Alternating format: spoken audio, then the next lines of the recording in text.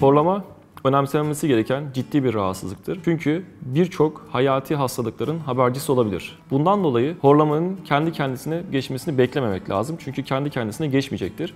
Aksine her geçen zamanda horlamanın şiddeti artacaktır. Horlama tedavisine ne kadar erken başlanırsa o kadar daha erken sonuç alınır. Horlama ve uyku apnesi burun bölgesinde değil, yutak bölgesinde meydana gelir. Buruna takılan hiçbir aparat horlama ve uyku apnesini engellemez. Burun bantları veya burun aparatları gibi ürünlere itibar etmemek gerekir. Horlama ve uyku apnesinden kurtulmak için soluk yolunun açılması gerekir.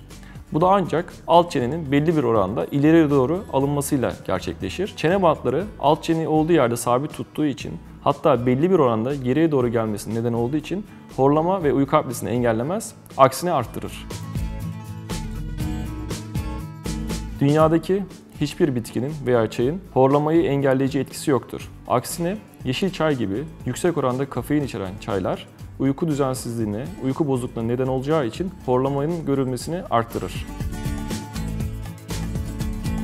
Yüksek yastıkla yatmak horlamayı bir nebze de olsa da azaltmasıyla beraber tamamen engellemesi mümkün değildir.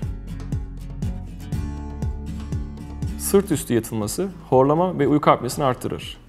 Bununla beraber çoğu horlama hastasında yan yatarken bile horlama gözlenir. Bundan dolayı bu tür rahatsız edici bir yöntemi denememeliyiz. Kulak çevresine batırılan iğneler yutak bölgesini açmayacağı için akupunktur ile horlama tedavisi olması mümkün değildir.